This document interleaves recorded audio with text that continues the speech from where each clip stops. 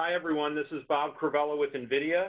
I'd like to introduce myself. I'm a solution architect at NVIDIA. Solution architects are our technical resource at NVIDIA that we use basically to make the connection with our customers. And I'm joined by two of my colleagues. That's Robbie Searles at Oak Ridge and Max Katz, who's helping out at NERSC, or Berkeley Lab. So that's who is the NVIDIA complement on the call today. And I'd like to thank both Oak Ridge and NERSC for hosting this event, inviting us and hosting the event and providing all of the necessary mechanics to get this done. As Tom mentioned, this will be an ongoing series. It looks right now like we have 9 modules, basically 9 hour-long presentations, or roughly an hour-long presentation. And each one of them has, let me just refer to it as homework, exercises that can be done to reinforce the material. So I'd like to give a brief overview of what we're going to be accomplishing over those 9 sessions. Obviously, we're only presenting one of those today, the first one, and I'll talk about that in a moment. But I'd like to start by saying that the objective here is to give you a fairly broad-based introduction to CUDA programming. CUDA programming is one of the ways that we can access the GPUs for general purpose computation or acceleration of your codes, of your workflows. In order to learn CUDA, I'm going to claim right up front that this 1-hour session that you're presented today, although you may think at the end of it, I now know CUDA, it's really not a complete introduction. I'm going to suggest that the complete introduction really constitutes the first 3 modules at a minimum. So the first 3 modules that we're going to present are going to cover both the necessary syntax and understanding so that you can write syntactically correct CUDA programs that give you the correct answer. That'll be the first 2 modules. And then the third module is going to simultaneously expose you to GPU architecture at a fairly high level. In other words, the design of a GPU, what makes it tick. And from that, we're going to extract the motivation, the understanding for our 2 most important concepts for optimization, or understanding how to make codes that will run predictably fast on the GPU, give you attractive, desirable performance. That's something that we're going to, all of that together we will accomplish in the first 3 sessions, which will be roughly speaking January, February, March. And for the remainder of the sessions, they will be more topical. They will cover specific topics that expand your capabilities as a CUDA programmer. So I hope, of course, that you'll join me for all of the sessions that will be unfolding, roughly speaking, over the course or duration of this year. Of course, if you can attend the first 3 sessions, that will give you the most sort of coordinated or coherent introduction to CUDA programming, so I would strongly encourage you to do that. And I believe, as Tom mentioned, Oak Ridge is going to be making these materials available. So we appreciate Oak Ridge for not only hosting us and inviting us to do this series, but also, as I mentioned, the mechanics and logistics and providing the recording and making that available to the community. We appreciate that, and that will be your ability to cover, if you will, a missed session. So if you miss a session but you'd like to continue on with the series, you'll be able to access those recordings after the fact, and that will allow you to cover any missed material, as well as, if you'd like, to do the homework. The homework isn't intended to be, the homework will be available for each session. So each session will have approximately 3 assignments for you to do.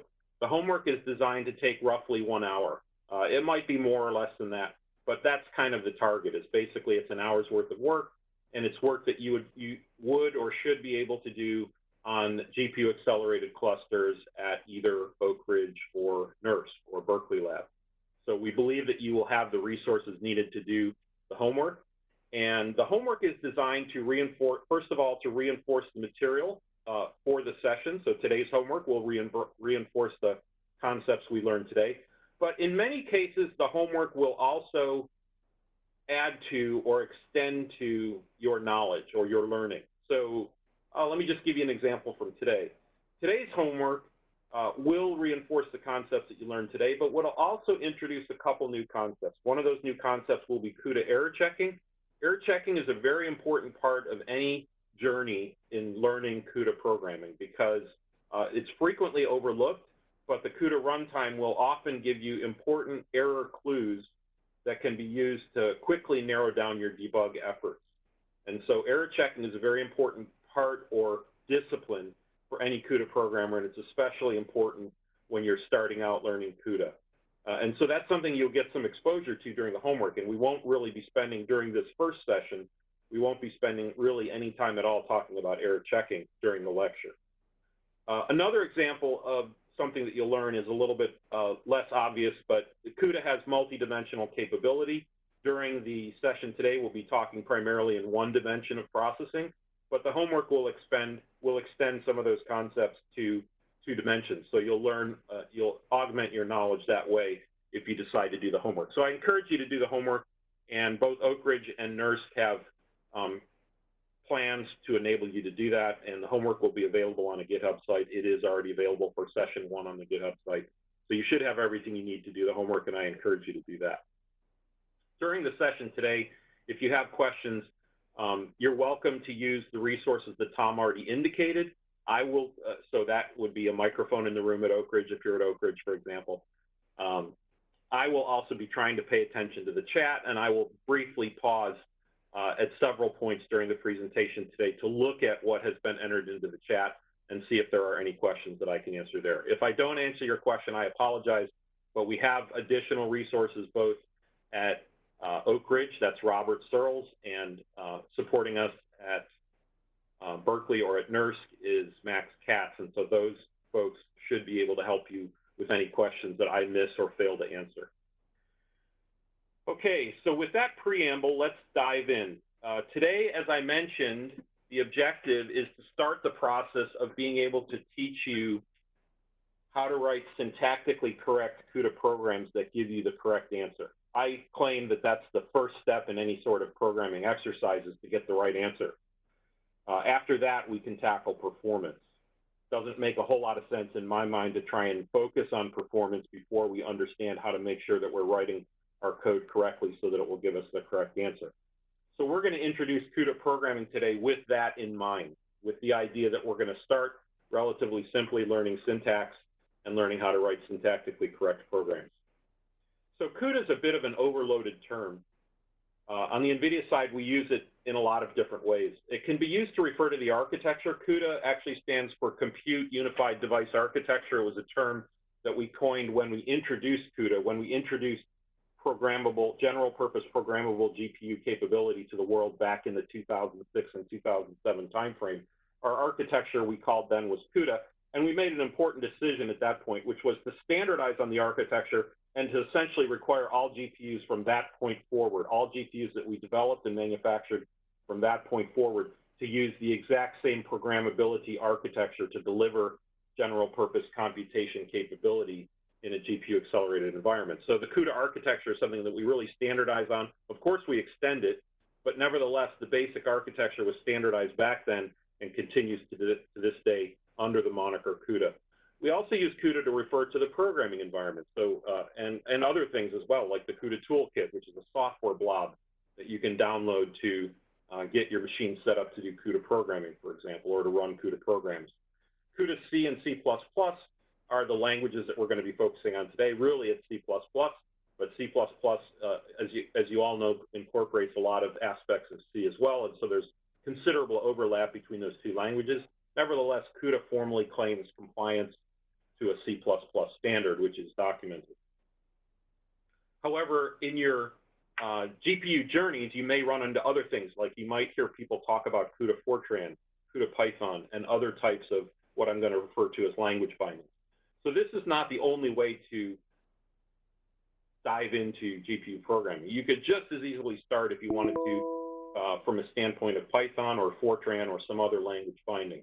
However, the first language binding that came out was the C or C++ binding, and it's still the core of the way that we expose GPU programmability to the world. And many other language bindings are essentially built on top of the architecture and the pipeline, the plumbing that we built for CUDA C and C++. So the concepts that you'll learn today are applicable, relevant. They will be useful even if you decide that your journey from here on out needs to be in Python or Fortran or some other language. So we will introduce today, CUDA C++. So today in this session, over the next 45 minutes to an hour, we're going to be learning some of the very basics. We'll learn some basic syntax, and we're going to use a motivating example called vector addition. We want to learn right from the get-go how to tackle parallel processing. CUDA is a massively thread parallel architecture, and so we want to learn right away how to apply this language to learn to tackle parallel problems. And the first parallel problem that we'll start with today, really the one that we're going to focus on today, is vector addition. In the next session, for example, roughly speaking next month, I believe it's February 19th, we'll be extending this and we'll use some different programming examples. We'll use a programming example that has a different methodology. It won't be vector addition. It will require some different concepts, and it will require things like inter-thread communication, and that'll be the motivating example we use there. But today we're going to be using vector addition, and we're going to use this to understand how to write and launch CUDA kernels, how to manage memory, and that's pretty much it for this session. So hopefully, if you're in this class, you have had some exposure to C or C++. If you've had almost any exposure to C or C++, that should be sufficient for what we're going to not only accomplish today, but for much or most of the work that we'll be accomplishing during this entire series. A basic understanding of of C or C++ is sufficient. If you don't have it, but you have some exposure to some other language like Python, I don't think you'll be completely lost, but we're not going to try and teach you basic C and C++ in this session. So I'd first like to introduce some terminology. GPU-accelerated programming involves what we typically refer to as heterogeneous computing. Heterogeneous computing means that we have multiple processors of different types in a single computer architecture, and those processors will handle different aspects of the workload, different aspects of the program.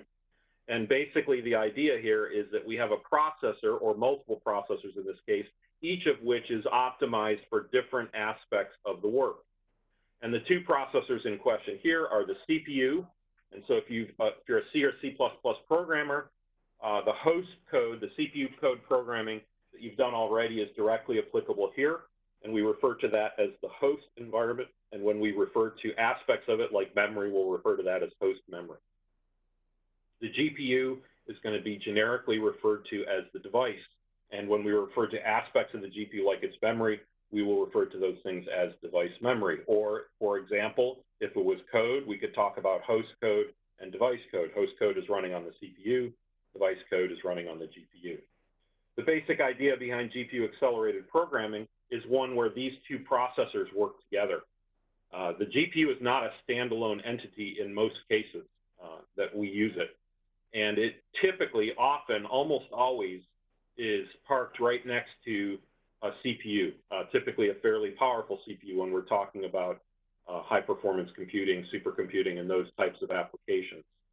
So the GPU doesn't do all of the work. It's not really designed to do all the work. It doesn't run the Linux operating system or the Windows operating system. It does run an operating system of sorts on its own, but that operating system is used just to manage the GPU resources and doesn't perform the typical functions of things like user I/O, disk I/O, network activity. All of those things are handled by the CPU, and they would be programmed more or less the way that you've already learned how to program those things if you've done that sort of programming.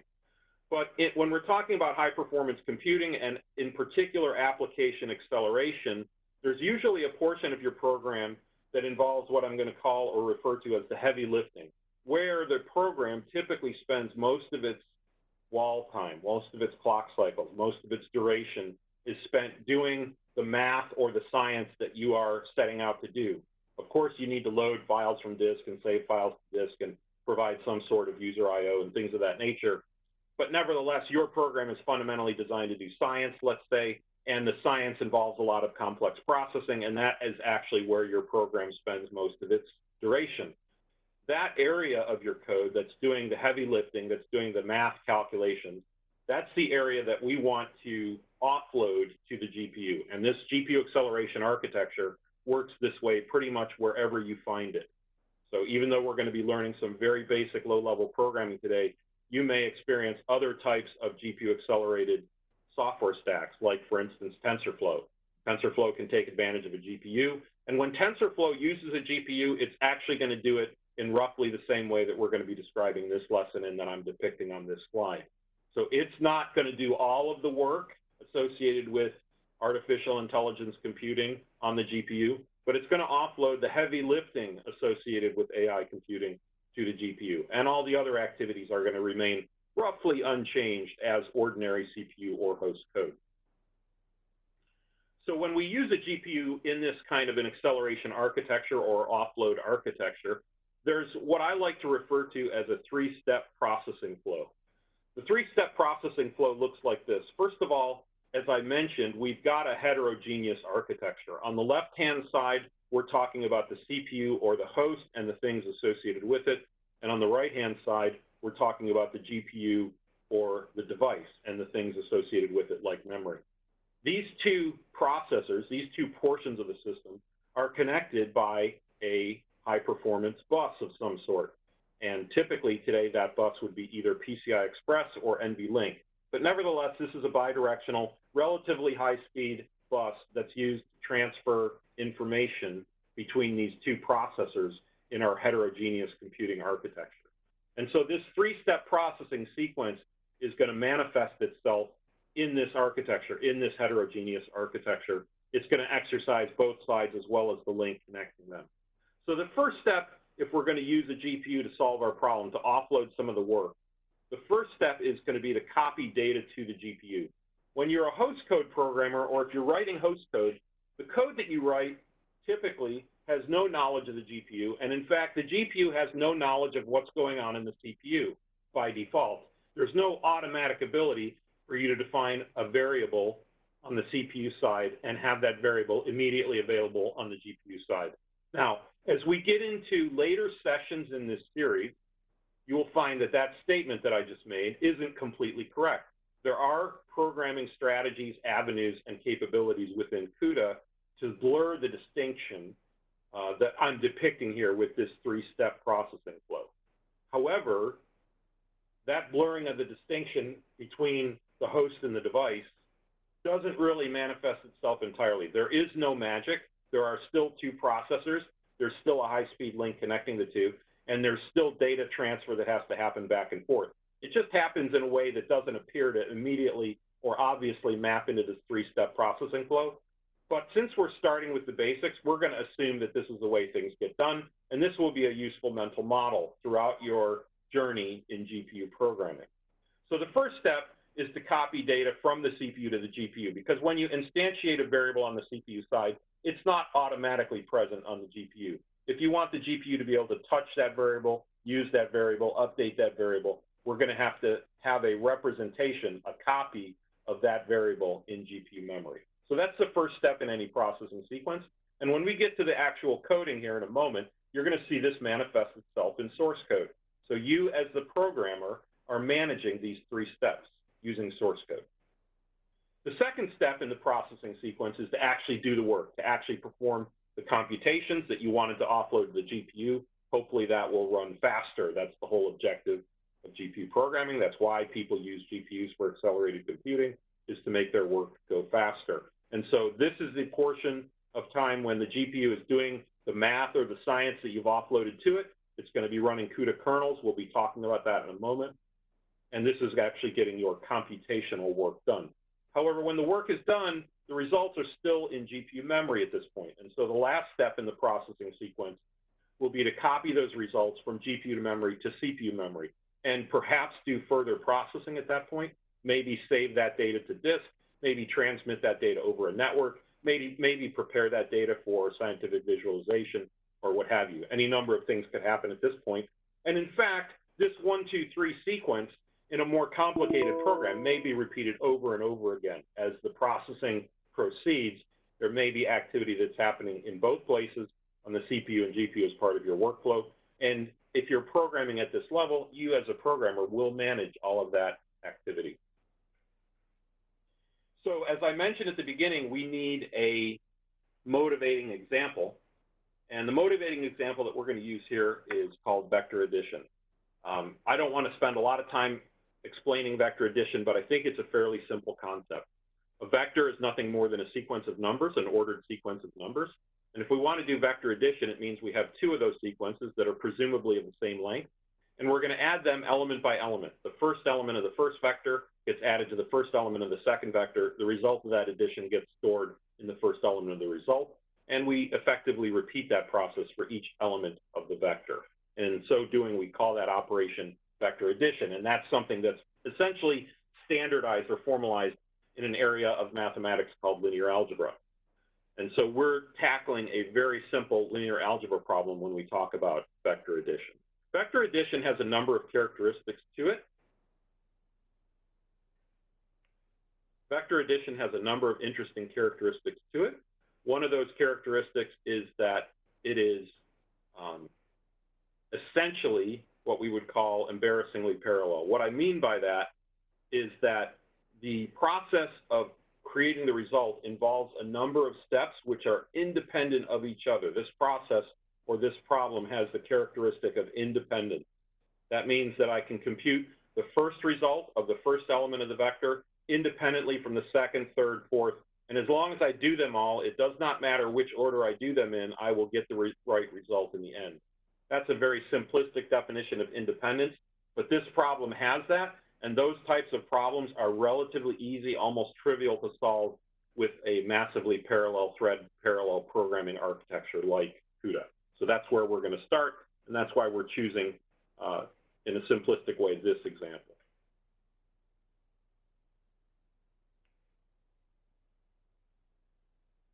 So we now need to introduce some syntax. And the first piece of syntax that we're going to introduce is this __ global keyword. In order to get work done on the GPU, as I mentioned, there's a three-step processing sequence. And step 2 of that processing sequence involves running code on the GPU to do the work, to actually do the computation. Well, we need a syntactical way to define what that code is going to look like. And of course, we're using an extension of C and C++. So what we have here, if we ignore the global keyword for a moment, looks like an ordinary C or C++ function definition. There's the return type of the function, which is always void for a global function or a kernel.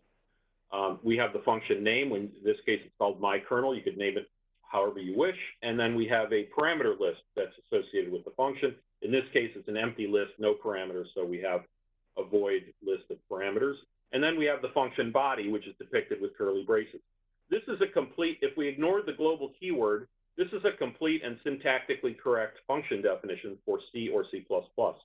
In order to convert this to something that is usable or recognizable as GPU code, what we're going to do is add this decorator, add this keyword called __ global, and we're going to put that in front of our function definition. And this is now a signal to the compiler that this is a function that needs to be compiled so that it can be run on the GPU. At this level of instruction, we're going to say that this means that it is typically called from host code. Okay, so we need a way to transfer control, if you will, or to execute or kick off activity on the GPU. And the host code will do that by somehow calling this function that we have decorated with this global keyword. So that also allows us to introduce the idea of the compiler and what is the compiler doing. So part of the CUDA toolchain, part of the CUDA blob that you can download and install to get CUDA programming capability on a machine includes a compiler that we refer to as NVCC. NVCC is actually what I would refer to as a compiler driver. It's a fairly complex animal that calls multiple compilers and other tools under the hood, as if you're running a script to compile your code. And the compilation proceeds in multiple steps and phases. One of those phases, of course, is the compiler, the actual compiler that will take this function defined with the global keyword and actually convert it into code that can run on the GPU. The compiler, NVC, does a lot of other things as well. NVCC does a lot of other things as well. One of the things that it does, for example, is separate your code into host and device components. And the host code, roughly speaking, gets processed by your host compiler. So in Linux, that would typically be the compiler in the GNU toolchain, so GCC or G++. On Windows, if you were in a Windows environment, that would be the compiler provided by Microsoft as part of Visual Studio, cl.exe. But the device code, any code that we decorate this way with global, is going to be handled by a compiler that's called from NVCC, running under the hood, if you will, that's taking this code defined in our global function and compiling it so it can be run on the GPU. Another piece of syntax that we need to immediately introduce is a way to call this function. It's not an ordinary function call from host code. If it was an ordinary function call from host code, it would run on the CPU. But we want this code called myKernel to run on the GPU. And so we need a way to declare that and indicate that to the compiler and to the program as it's running. And so the way that we're going to do that is to introduce some new syntax, which goes by various names. Formally, I would say it's the kernel launch syntax, but a lot of times you'll hear people refer to it as triple angle bracket syntax or triple chevron syntax or other names. And it is what makes this function call look different than an ordinary function call. If I didn't have the stuff in orange and the numbers 1, 1 in there, this would be an ordinary C or C++ function call, syntactically correct. However, that orange stuff will not go through any normal host compiler, and therefore we need a compiler called NVCC that can understand that, separate that, handle that. But nevertheless, this function call, myKernel, with this triple chevron syntax, is indicating during your program flow that at this point, a function called myKernel, which has been compiled to run on the GPU, should be executed, should be started on the GPU. And in addition, we're passing some kernel launch configuration parameters, that 1, 1. We're going to come back to those in a moment. But that is all that's needed to actually kick off device code activity, to kick off execution on the GPU.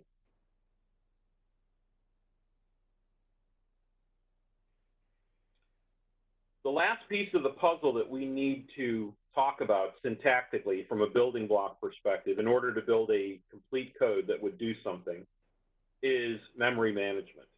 As I mentioned, there's this 1, 2, 3 processing sequence. Step 1 is to copy data to the GPU. Step 2 is to kick off your code using the kernel launch syntax and sequence that we just talked about. And step 3 is to copy the results back.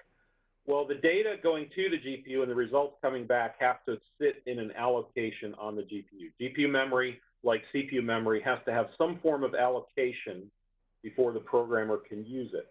And so we're going to introduce a fairly simple set of allocation syntax that is modeled after malloc and free and memcopy, which would be in the C standard library if you're a C programmer. And so malloc, free, and memcopy are part of a C standard library API that allows the programmer to allocate host memory if you're a C programmer.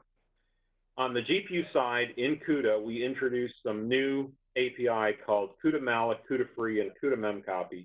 And these will be used to manage GPU memory. They'll be used to allocate GPU memory, to free GPU memory, and to facilitate our steps 1 and 3 in our processing sequence to move data between the CPU and the GPU, or between CPU memory and GPU memory. So that's the API that we're going to introduce.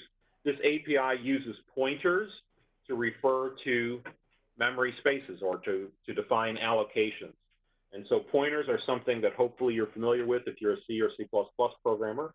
A pointer is just a number. It does not have any metadata. It's not formally a C++ object without getting into an argument about basic data types in C++. It is just a number. It doesn't have any baggage around it to explain what it is. And so when we use a pointer in CUDA, it is a pointer like any other pointer in that level of description. It is just a numerical value, and somehow that numerical value is interpreted to refer to either host memory or device memory, okay? And so when I use that pointer, it's important to use it in the correct context. If I have allocated a pointer using a host allocation API like malloc, then I need to use it in host code, but I should not use that in device code. And the reverse is also true. If I allocate a pointer using CUDA malloc at this level of instruction, it's sensible and appropriate to use that in device code, but it is not sensible and appropriate to dereference that pointer in host code, to use that for its purpose to refer to or actually to access the allocation. And so this is a fairly basic set of instructions or warnings on this slide, which is the host and device pointers have reference, they refer to allocations in 2 different spaces on 2 different processors. One is the host processor, the CPU, one is the device processor, the GPU.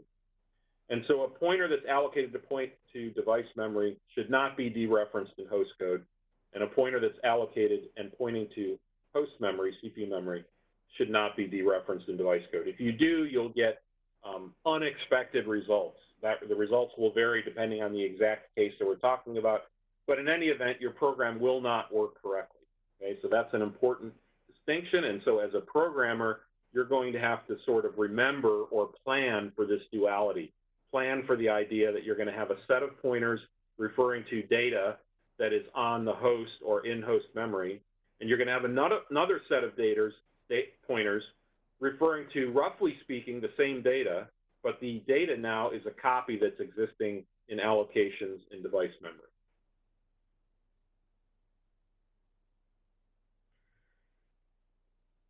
So in order to actually tackle this vector add program, we're going to do it in a parallel way. We're going to talk about how to do that using the parallel capabilities of GPU execution. And in order to get to parallel execution, we have to run code in parallel. We're going to use aspects of this massively multi-threaded programming architecture called CUDA to get our work done in parallel. And so now we want to take a look at those configuration parameters again that we introduced a moment ago, the kernel launch configuration.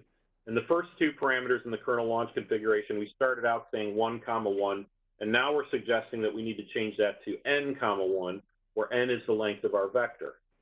What this is fundamentally doing somehow is instructing the CUDA runtime, the thing that launches our kernel, to launch this kernel to work on n instances, n workers, n threads, if you will, although we're not actually talking about threads at this point. Nevertheless, n workers is a good way to think about it at this point. And that means that rather than running one copy of an add program, we're going to run n copies of the add program somehow in parallel. So with add running in parallel, we can now do vector addition. So let's take a look at what that would look like and how does that work? How do we get all of the elements in the vector added properly? So each parallel invocation of add is referred to as a block in this case. And the reference to the block here is dictated by the fact that the parameter that we changed, the kernel launch configuration parameter that we changed, was the first one of those two. So when we changed that first one to an n, we were telling the launch system, we were telling CUDA to launch n blocks. And the second parameter actually refers to threads. And so we were saying to CUDA, by saying n, 1, we're saying launch n blocks, each of which consists of one thread. And all of those n blocks can somehow execute in parallel. So the combination of threads and blocks collectively is referred to as a grid. A grid is a hierarchical description. It's the top level of hierarchy of the workers that are being used to solve a problem. And the first level of subdivision of the grid is into blocks. So a CUDA grid is the set of all workers that are associated with a kernel launch. And the first level of subdivision, in other words, the first level of worker hierarchy, is called the block. And so a block in CUDA represents a worker or a set of workers that can do some aspect of our work for us. Now, with n workers able to run in parallel, we need to be able to tell each worker somehow to work on a different piece of the problem. In the case of vector add, a different piece of the problem represents a different element in our sequence of numbers, in our vector sequence. And so we need a worker that will work on the first element of each vector, and a worker that will work on the second element, and so on. In this case, our worker subdivision, our hierarchical subdivision, is called a block. And so we're going to use a built-in variable called blockindex.x to differentiate the activity of the worker. And it's going to be done using the function definition, just as I've indicated it here. So let's walk through this. First of all, this function definition is decorated with the global keyword. And the global keyword indicates a kernel definition. It says to the compiler, this is code that needs to run on the GPU. The name of the function is add. The return type is void. It has a parameter list consisting of 3 pointers, A, B, and C. And those 3 pointers are used to reference 3 vectors, A, B, and C. And within the body of the function, we're going to write some code that looks like this. We're going to take an element of A indexed by our blockindex.x variable, add it to an element of B indexed by our blockindex.x variable, so the same index, and we're going to store that result in an element of C at the same index. And that's it. That's basically our entire function definition. Now, there's a couple things that I want to mention, really just one thing, and that is if you have knowledge of C or C++ programming, one of the things I commonly tell new CUDA programmers is don't flush that knowledge. Don't ignore that knowledge. Leverage that knowledge. Use that knowledge to understand what's going on wherever possible. And so hopefully I don't have to explain things like square brackets, that's a reference into an array or an index reference off of a pointer. That's, of course, what's going on here. And if you're a C or C++ programmer, hopefully you know that. Another more subtle example is this blockindex.x representation.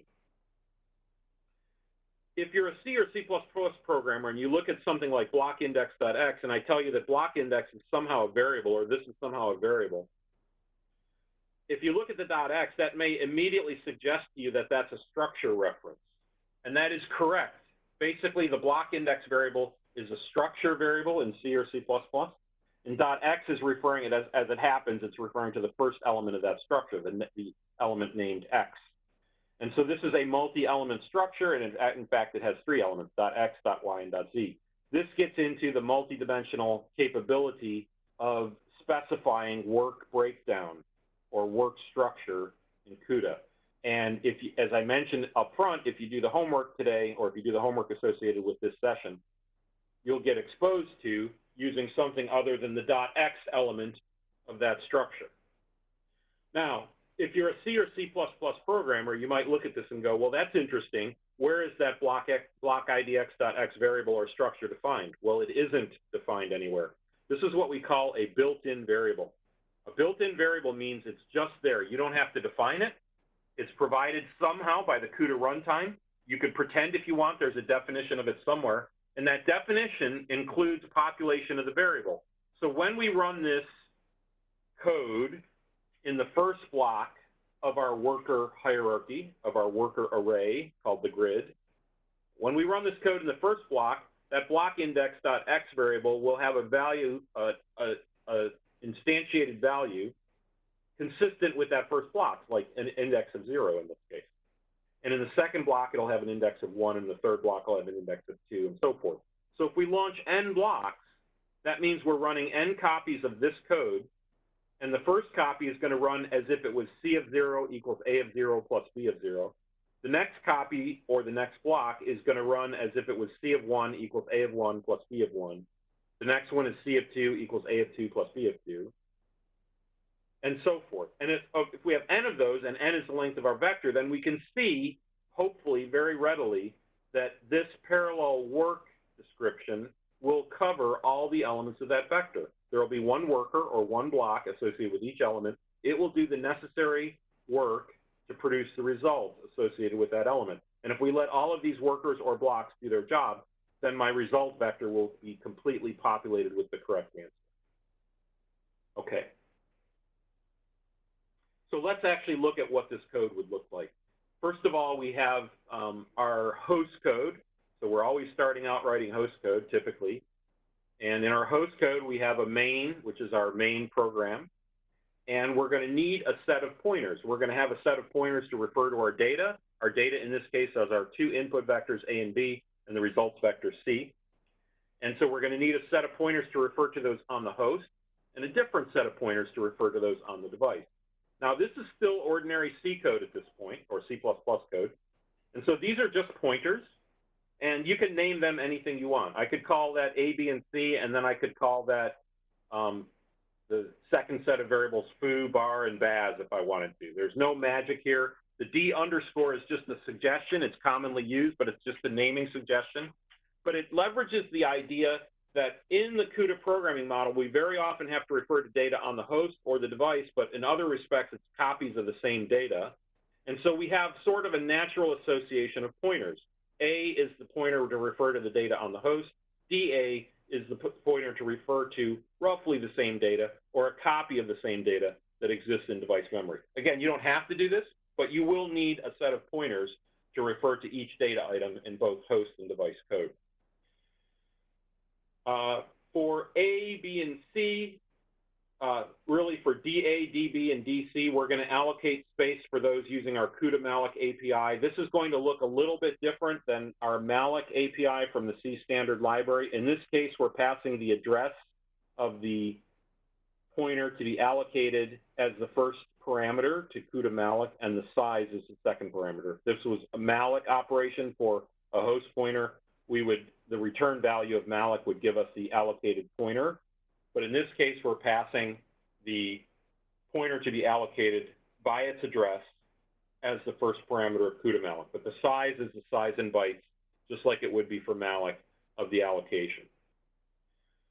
Why do we do that? Well, in a nutshell, we do that because the CUDA designers decided that from the get-go that every member of the CUDA API, so that means every function that begins with CUDA, every function that you're unfamiliar with, that you didn't write, that begins with CUDA as part of the CUDA runtime API, and every member of the CUDA runtime API returns an error code. So we haven't depicted the capture and processing of this error code here in this code, but nevertheless, if you do the homework, you'll get an idea of how that could look and hopefully some motivation for why you should do that. So for simplicity of communication, we are ignoring error checking at this point, but I'm not suggesting that's good programming. I'm suggesting that's what we're doing just so that we can focus on the concepts we're trying to focus on right now.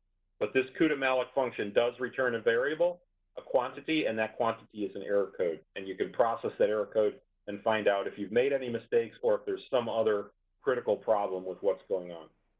In any event, with CUDA malloc, we can allocate 3 device pointers, DA, DB, and DC, of the size needed to store the length of the vector that we're handling. Likewise, for our host pointers, we're going to use the malloc API, which is part of the C standard API, doesn't have anything to do with CUDA, to allocate storage in the host, in other words, on the CPU for our host copies of these vectors, A, B, and C. Random ints is not a function that we're going to drill into here. It's just a placeholder for a function that you would write that would take a pointer to a vector like A of length capital N and initialize it with some value, okay? It's not CUDA. I'm not going to show the code for random ints, but you as a programmer can hopefully write a for loop in host code that would iterate through a vector and put some values in there to initialize it. The only idea that we're trying to capture there is that we're initializing the data in A and B, our input vectors in host memory with those functions.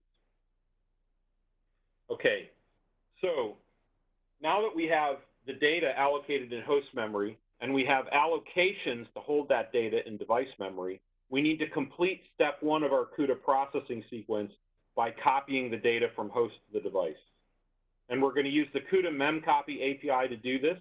CUDA MemCopy, again, is modeled after MemCopy in the C standard library. And MemCopy takes as its first parameter a pointer to the destination. Where are we copying to? And so with CUDA MemCopy, for step 1 of our processing sequence, we want to copy data from host to the device. So the first parameter that we're going to pass here is our device pointer. In this case, the device pointer for A, our vector A, so that it can hold a copy of the A vector in device memory. The second parameter of MemCopy and CUDA MemCopy is the source pointer. Where are we copying from? In this case, we're copying from the host in step 1 of our processing sequence. And so we're going to pass our host pointer for A. The third parameter for both APIs, MemCopy and CUDA MemCopy, is the size in bytes to be transferred, to be moved from the source to the destination. And so that size is passed here as well. And then finally, we have a new parameter, which doesn't exist in the MemCopy API, but does exist in the CUDA MemCopy API. And hopefully, if you just read that for a second, you can probably guess what that parameter means. That parameter refers to the direction of transfer. So in this case, the direction of transfer is from the host to the device. Now, you might say, well, that's obvious because I passed a host pointer and a device pointer. Well, the first response to that would be yes, but a pointer is just a pointer. It's a numerical value.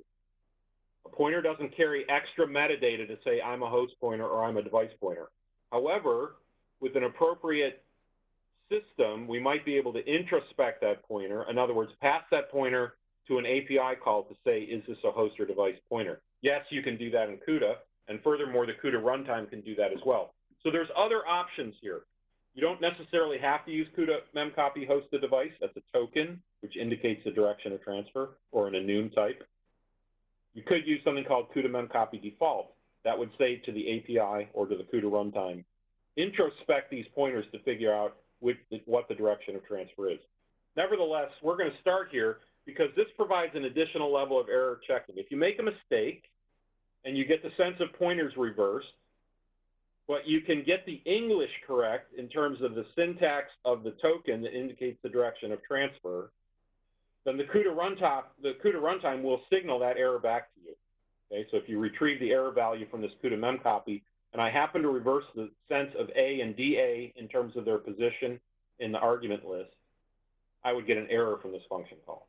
On the other hand, if I use CUDA memcopy default, I would not get an error because it's still a legal transfer. It's just going in the other direction. So for now, we're going to use these explicit tokens, but you should understand that it is not the only choice that we have at this point. So I'm going to get to the end of this slide, and then I see there are some questions in the chat, and I will attempt to address those questions.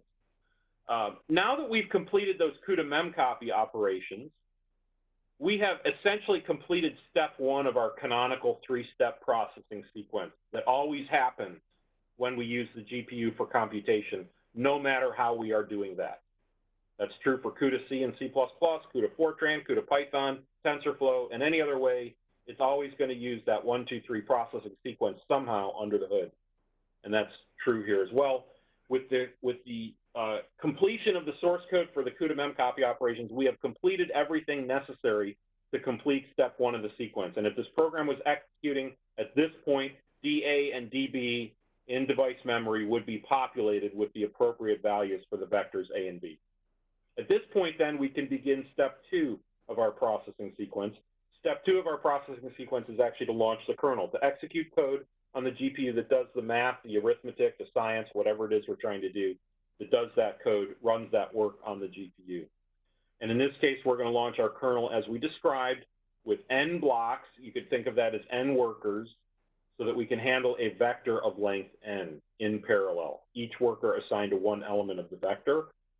And we're going to pass our device pointers for the data, DA, DB, and DC. So we're going to add the elements of DA to the elements of DB and store those results in DC. All of that is in device memory. That completes step two of our processing sequence.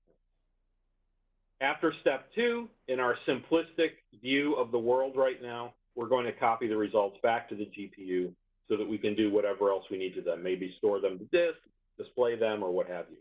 And so to copy the results back from the GPU to the CPU, we're going to use the same CUDA memcopy API that we've already introduced.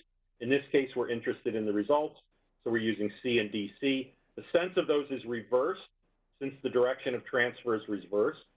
The size is the same, and the token looks different. Now, instead of host to device, we're declaring that this is a transfer from device to host. And with that, we have completed step 1, 2, and 3 of our canonical processing sequence, and we now have a syntactically correct, complete program that we have just walked through that does vector addition in parallel on the device. Now, obviously, a program that's interesting is going to do other things as well, but this is the focus of the intersection of your work with CUDA. It's this 1, 2, 3 processing sequence, and we've now gotten some of the basic syntax that we need in order to handle that processing sequence on the GPU. So let me pause for a moment and take a look at some of the questions in the chat. I noticed that some of those, it's more in the form of discussion. So give me a moment to read, and I'll see if there's any of these that I can respond to right away. Can the kernel function be made a template so that it works on generic types? The answer is yes.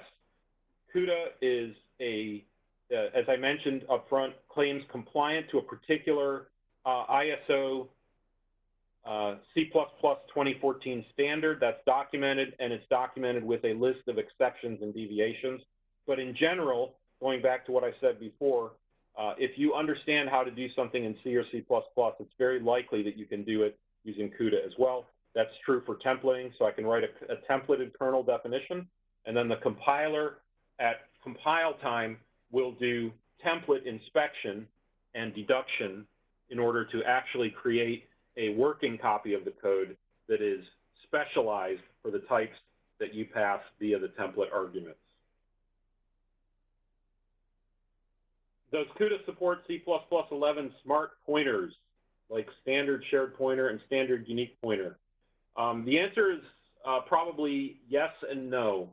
In general, for this level of discussion, we're going to start out with C-style pointers, and for most of the work we do, I think that's going to be sufficient. Certainly, you can use standard shared pointer, standard unique pointer in host code with CUDA, so that should not be a problem. However, when we're talking about passing data from the host to the device or vice versa, you probably need to use ordinary bare pointers. The reason for that is because even though CUDA claims compliance to a particular ISO C++ 2014 standard, the base language standard doesn't include all of the standard libraries. Now, I'm not a language lawyer. I don't have an infinite level of expertise on C++.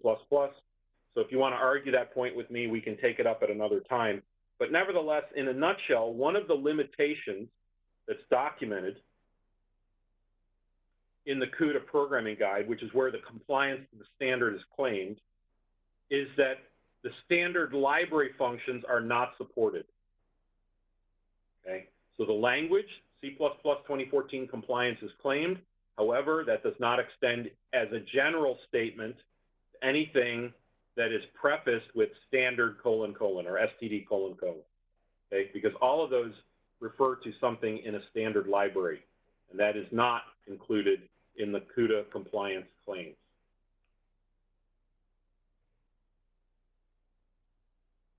Okay, the rest of the discussion after that appears to be along the same vein, so I'm not going to try and address each one of those responses. Can one copy objects to the GPU and use them as objects there? The answer is yes. A C++ object doesn't require any sort of standard library intervention in order to use, and objects can be copied to kernels in a variety of different ways, including through kernel parameters, in much the same way that you would make those objects available to a C or, let me say, C++ function call. So the base mechanism for passing parameters to a function, whether we're talking about C or C++, is pass by value. Pass by value works just fine with objects, and you can pass objects by value to a CUDA kernel. There's other ways to pass objects as well. We can use CUDA MemCopy and other ways to pass objects as well. We're not going to talk about Thrust today. Thrust does give some STL-like functionality. I believe Thrust will be one of the modules that we'll talk about possibly towards the end of this series. So around the end of 2020 is maybe when we'll talk about Thrust. The usual CUDA tutorial would use thread-IDX.x instead of block-IDX or both. Please hold that question. We're about to introduce that. How much overhead is involved in memory copying operations? Is it usually worth it to use those as infrequently as possible? Yes, that's a good insight.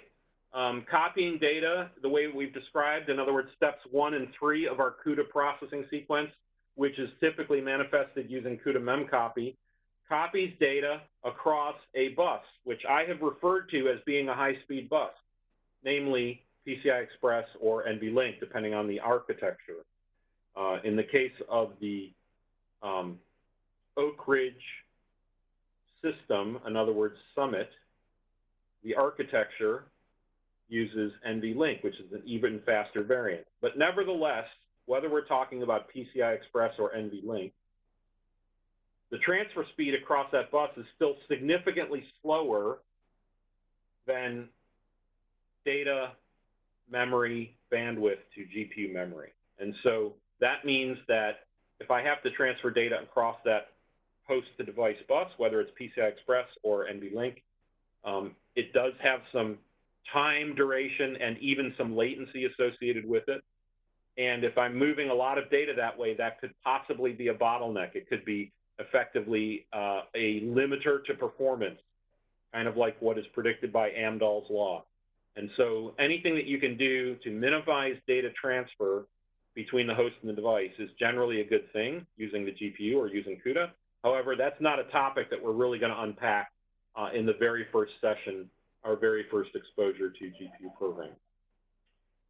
So with that, we will continue on. Hey, Bob. Okay, Actually, we have a question here at Oak Ridge for you. Okay, go ahead. So one other question I had, I suspect I know the answer to this, but up at the top of your sample program, you used size of int. Does CUDA guarantee that size of on the host side will always match size of on the GPU side? Great question. The answer is yes.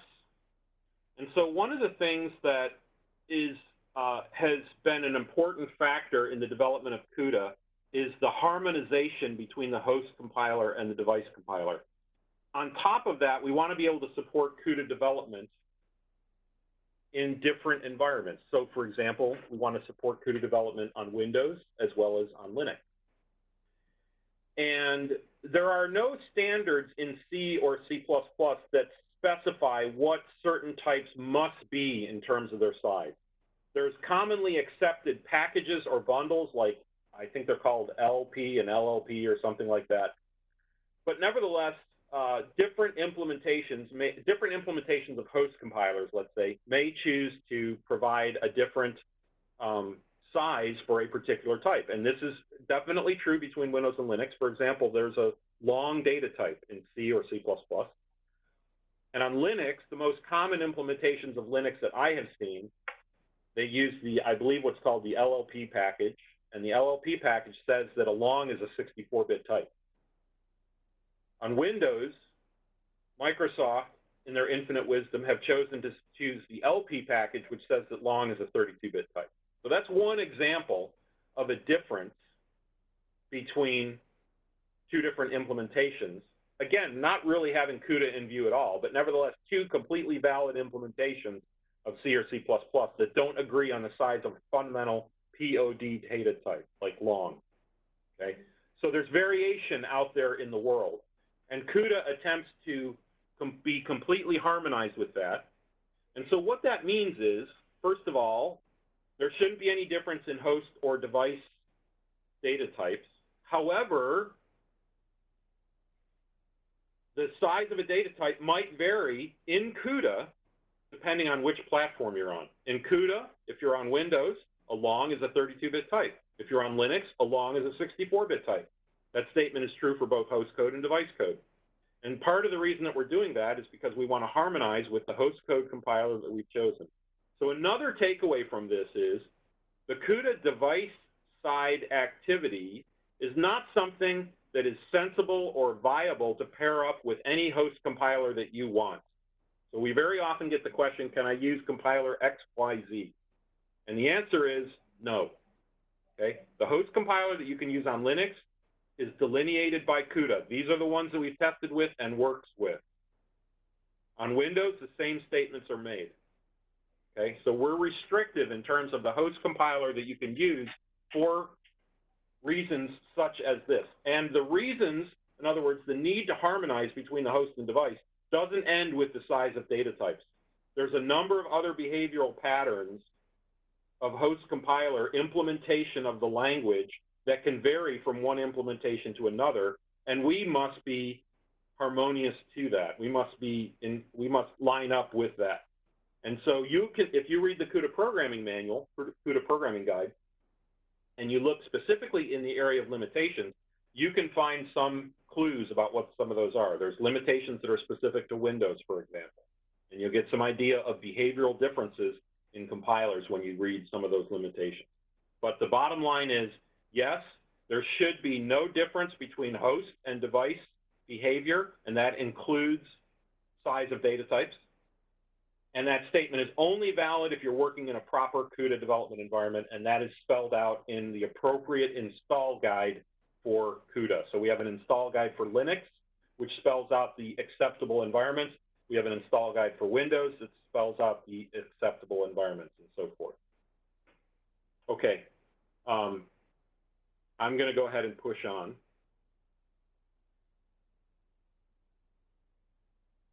So just to review quickly, we've learned about this host and device. We've seen actually that the words host and device now actually manifest themselves in CUDA syntax, like, for example, in the token that we talked about, CUDA MemCopy host the device, for example.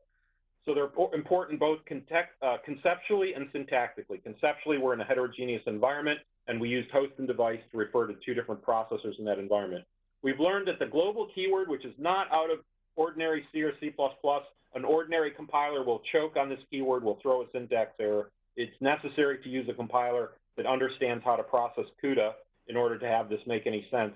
But when we use the global keyword in that environment, then we're identifying to the compiler that this function definition is intended to be compiled for the GPU, and it will be called typically by host code to run on the GPU.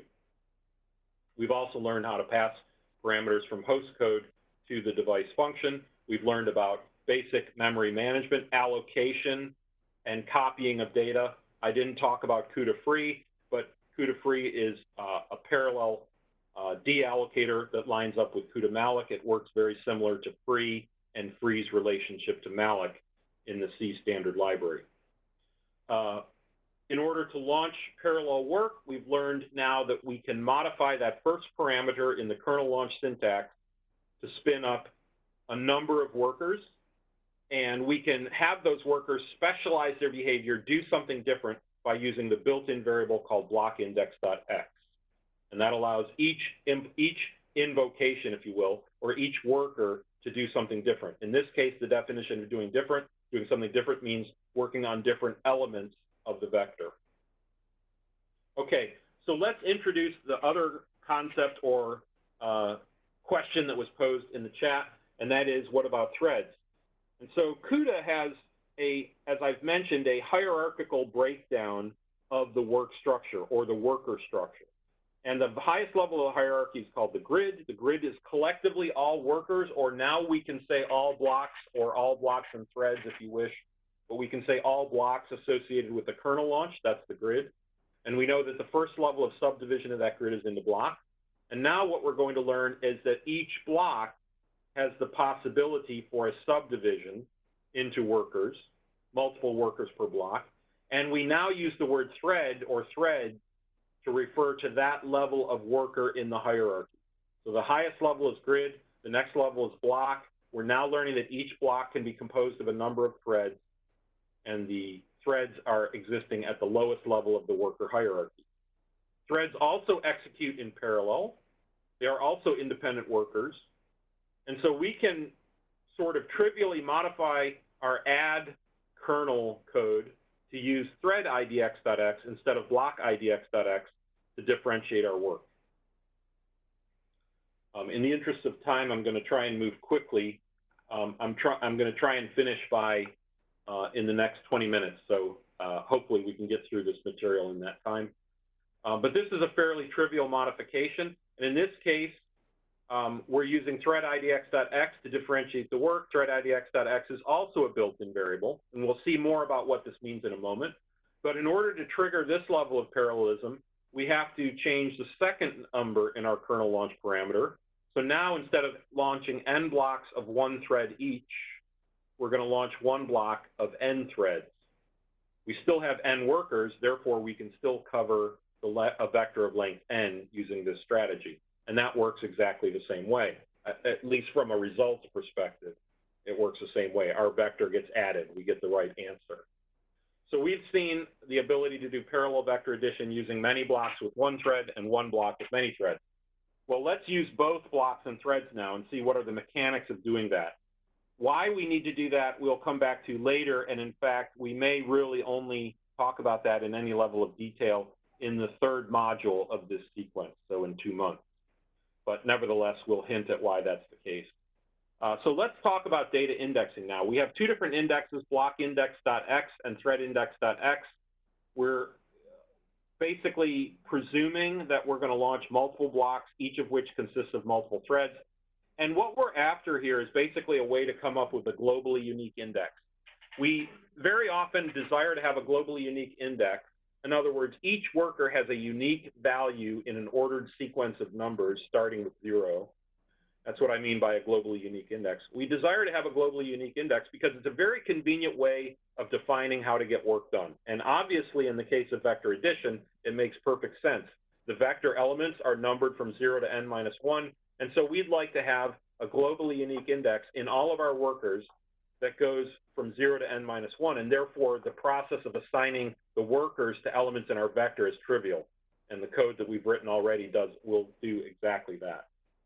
So we need to figure out a way to combine blockindex.x and threadindex.x in such a way that we get this globally unique index. And if we look at this depiction of blockindex.x and threadindex.x, the idea is we're launching 8 threads per block and some number of blocks. We can observe a couple things. First of all, blockindex.x is unique across blocks, but not unique within a block. Every thread within a block has the same blockindex.x value. Thread index is unique within a block, but not across blocks. I can find different threads in different blocks that have the same thread index.x value. So neither one of these indices by itself, neither one of these built-in variables by itself serves the need of a globally unique index. Because what I'd like to have is a number that starts at 0 and goes up to my length of my vector, 0, 1, 2, 3, 4, 5, 6, 7, 8, 9, 10, 11, etc., across this diagram. So with a little bit of thought, you as a programmer can quickly determine, well, I can create a globally unique index using the mechanism or the arithmetic at the bottom. I take my thread index and my block index, I multiply my block index by the number of threads per block, I add it to the thread index, and now I have a new variable, which I can call whatever I want, that is my globally unique index. In other words, each worker in my grid will have a unique value for index. And that unique value will be ordered sensibly from 0 to whatever is the size of my grid in terms of threads. So just to convince ourselves that this is true, let's imagine that we have a vector of length n, and we want to talk about how is this calculation going to work for element 21 of this vector. Well, if we simply overlay our grid, in other words, our blocks and threads across this vector, we see that presumably the thread number 5 in block number 2, with 0-based indexing in both cases, thread number 5 in block number 2 seems to line up with element 21 of my vector. Presumably, that's the thread, the worker, that I would want to assign to that element. Does this arithmetic do that? Yes, it does. If I take my thread index of 5 and my block index of 2 and multiply the block index by 8, I get 21, which is exactly the behavior I desire. So this appears to work. The m variable that we had on the previous slide was something that presumably we as a programmer just created as a constant, but in fact we can access that via a built-in variable in CUDA. And so a more complete or more typical or canonical definition of a globally unique index is given by the first line of code on this slide. Index equals thread_idx.x plus block_idx.x times block_dim.x. And that formulation is used over and over in CUDA programming. So you'll see that in many cases when you're a CUDA programmer, and you will write that code or something similar to it in many cases when you're a CUDA programmer. The block_dim.x variable is, again, a built-in variable. It's another member of our built-in variable family, but it's a built-in variable that gives us the dimension of the block in the x direction. And that dimension is specified in terms of the number of threads in the x direction. Everything we've done so far is all one-dimensional, so we're not worried about 2- and 3-dimensional cases. Again, if you're interested in looking at how this would extend to 2D case, you can look at the homework for this session. And we will use 2D examples in some of our work in the future as well. So this is how we would modify our kernel in order to take advantage of this formulation for a globally unique index. It's just combining what we had already with the definition of the globally unique index on this slide. What changes do we have to make in our main code? In other words, our host code. Everything you see here is host code. CUDA malloc is not device code, it's host code. Okay. CUDA MemCopy is not device code, it's host code. But nevertheless, the changes that we're going to make are really none at all here, except that we're now going to envision doing this on a much larger vector size. So we're imagining a very large vector of length n, which is 2k by 2k. And we now are going to need to arbitrarily, for now, come up with a definition for the number of threads per block. And we're just going to arbitrarily pick a number 512 there.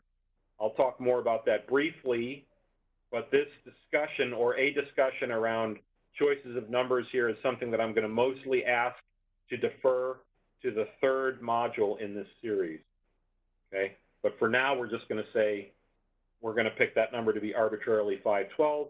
And how would that look then? Well, the way that we would launch our kernel in order to make that work is to take the length of our vector divided by the number of threads per block. That gives us the number of blocks that we need. And then for each block, we're going to launch threads per block, which is that define of 512 that we talked about already.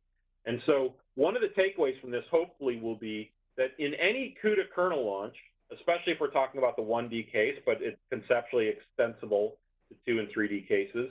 For the 1D case, if we multiply these two numbers in orange together, we will get the total number of threads in the grid. Therefore, that's the total number of workers that we're spinning up as a result of this kernel call, the product of those two. And you can see now that if I multiply those two numbers in orange, the answer, the product, is n. And that makes perfect sense because I want to have n workers that I can apply to my vector of length n. Otherwise, the code is unchanged in terms of modifications to support a kernel that uses both thread and block index to parallelize. Most work that you do will not be evenly divisible by threads per block. That was an implicit assumption that we needed in order for the previous code to work. So we're now going to introduce one of our last concepts in this session, which is handling arbitrary lengths of work or arbitrary sizes of vectors for this particular problem. And the way that we're going to do that is to acknowledge that since the vector length may not be an even multiple or a whole number multiple of threads per block, we may need to spin up more workers than we actually need. That's okay.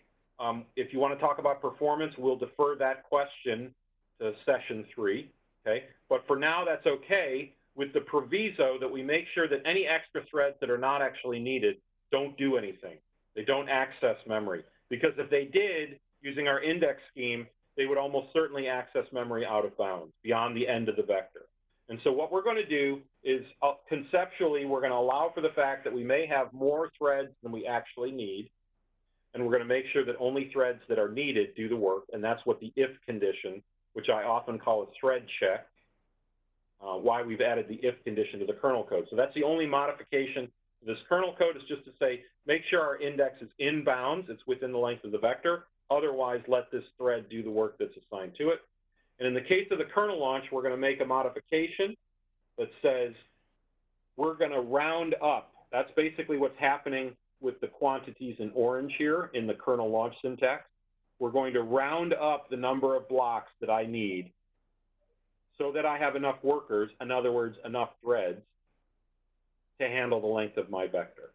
Okay? And now this allows for an arbitrary vector length of n with a somewhat arbitrary choice of m, the number of threads per block, and it makes sure to launch enough blocks so that I have enough threads to cover the length of my vector. In many cases, perhaps in most cases, I will launch more than enough threads, and those extra threads will be handled by the if condition in our kernel code.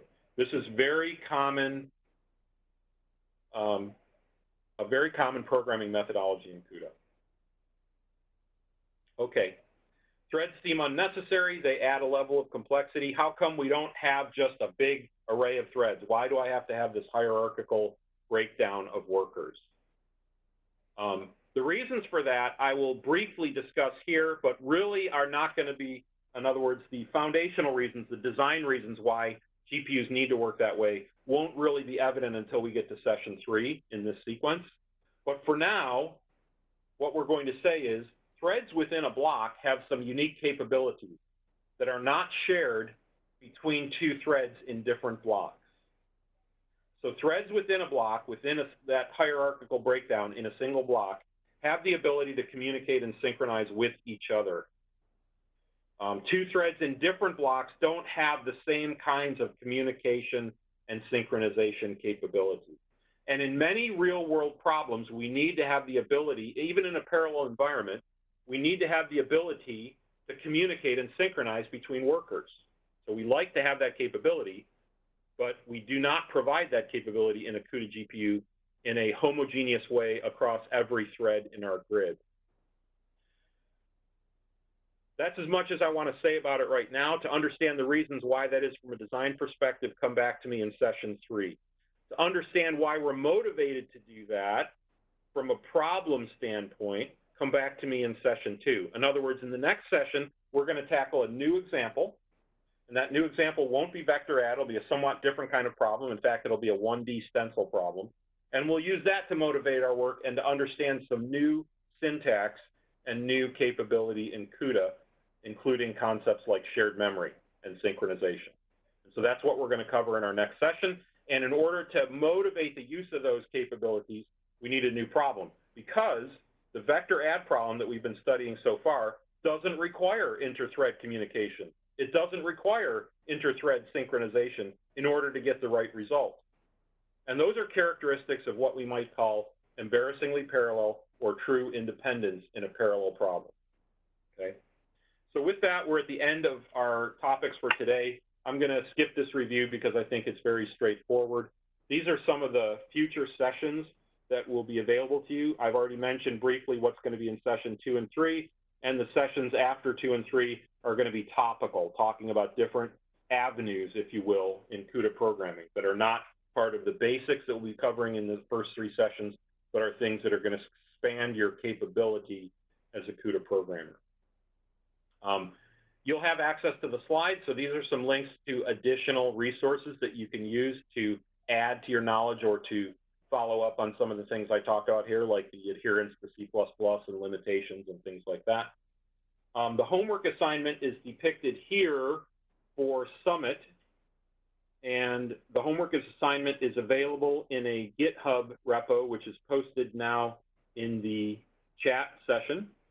So that GitHub repo has the homework assignment only for session 1, but the homework assignment consists of basically 3 problems along with a README that basically talks you through those problems, what's being asked of you to do, and a little bit of how to compile and run those codes. So if you log into Summit with your username, you should be able to clone the GitHub repository that I just mentioned and follow the instructions in the README for homework 1 or assignment 1, and hopefully you will be able to do that either now or in the future. So with that, we're at the end of the lecture or the slideware, and I want to try and quickly look through the chat to see if there's any more questions that I can follow up on here, and then we'll throw it open to questions from the audience, spoken questions from the audience. So give me just a second to catch up on the chat. So I think we've talked about thread IDX instead of block IDX. Any reason to start with blocks here? We started with blocks simply because that was the first level of hierarchy breakdown. We could have started with threads and then introduced blocks. There's nothing particularly magical about the sequence. We talked about the overhead of copying. Hopefully we've covered that. It is a good idea to minimize the movement of data from host to device and vice versa. Do we need to know the block IDX count prior to the implementation? I think the answer is no, but honestly, I don't understand that question real well. The size of your grid is typically determined by your problem size. That's especially true of this level of instruction. With this level of instruction, what we've learned about is the basic way to handle a problem of a particular size is to spin up enough workers to handle that size. Each worker, for example, might be responsible for an individual element in the result. That's a very common thread strategy, and therefore I would need as many workers as there are elements in my result. How I choose to spin up that many workers in terms of blocks and threads, do I have 10 blocks of 10 threads or 1 block of 100 threads, for example? Either one can work and will give you the correct answer, but they're not the same in terms of performance and behavior, and a full understanding of that will be hopefully better realized in session 3. All parameters to kernel should be pointers to data already allocated on the GPU. That's correct in terms of pointers. So any pointer, as we talked about at the beginning of this discussion, any pointer must be dereferenced in the appropriate domain, whether that's host or device. If the data that I'm using is accessed via pointer and it's allocated in device memory, then I should pass that pointer to the device using a kernel parameter and dereference that only in device code to access the data. You can pass variables by value. So again, I would encourage you not to flush your knowledge of C or C++ programming. If I'm passing a pointer, everything I just described ought to be true. But if I'm passing a scalar quantity, for example, that also goes through pass by value. This may not be obvious, but even a pointer is passed by value. The numerical value of the pointer is passed by value when it's an argument of a function call. And any other numerical value can be passed the same way. So if I have a scalar quantity, for example, an int or a float quantity, for example, I can pass that as a kernel parameter and use that in kernel code exactly the same way that as if I were writing a C or C++ function and doing the same thing. And it has all the same characteristics of pass by value. Changes made to that variable in the device code will not be reflected in the calling environment. In other words, the host code, when it's passed by value. Okay, block IDX and thread IDX limits is different across the devices. Thread IDX limits are 1024 per block. That's the only limit. And for all CUDA-capable GPUs that you will work with today, there's no variation in the limit on the number of threads per block. There are some limits in block IDX.X, but for all CUDA-capable devices that are supported by any recent CUDA toolkit, so anything that you're likely to use, there are, in fact, no variations. For compute capability 3.0 and higher devices, I know you don't know what compute capability is, but basically it's an architectural generation. For any architectural generation from Kepler and beyond, there are no variations in block and thread dimension limits. All devices are the same in terms of their limits. Feel free to prove me wrong. We can have a discussion about that. Must kernel code be in the same source file as host code? No, it does not have to be. Can one use different files? Yes. You would compile that in much the same way that you would compile, much the same way that you would do it with C and C++. So typically, if I want to call a function in module B from code in module A, I might have a header file which provides the function prototype, and I might include that header file at least in module A or maybe in both modules, but I'd include it at least in module A, and then I would be able to call it from module A. Okay? This is true for kernel calls. The kernel call has a prototype. It's got a global keyword in it. You would construct that prototype in almost exactly the same way you construct the prototype for an ordinary C or C++ function, except that it needs the global keyword. You put that prototype in a header file, you include that header file in the module that you're calling it from, and you call it in that module. That should work just fine. There's a number of nuances here, a number of follow-on questions that we might drill into in the future, but for now, that's a reasonable answer to that question. What is the link to the homework? That's been given. Where will the slides be posted? I'm going to ask Tom to report that, and he has answered that question already.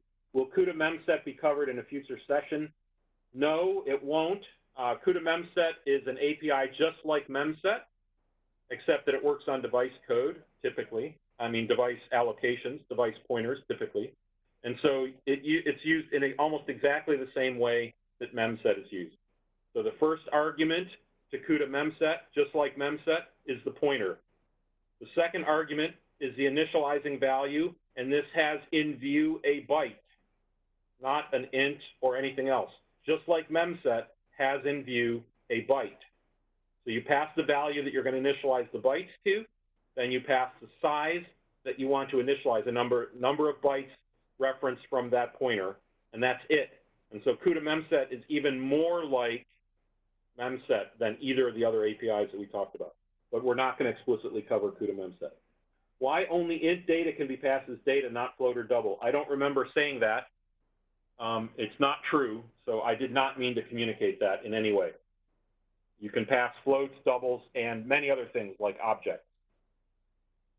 Okay, so I believe I've gotten to the end of the chat, and at this point, as much time as there's interest, I will try and stay on board to answer live questions. But when I detect that the number of live questions has dropped down to a very low level, then I will sign off and I will let you guys work on the homework assignment if you're in the room doing that.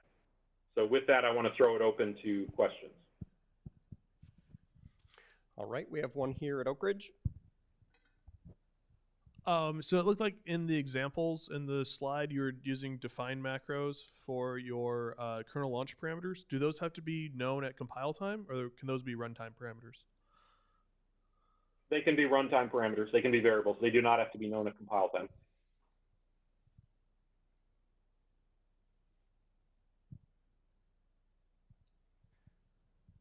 All right, it looks like we don't have any other questions here at Oak Ridge. Are there any questions from the in-person folks at NERSC?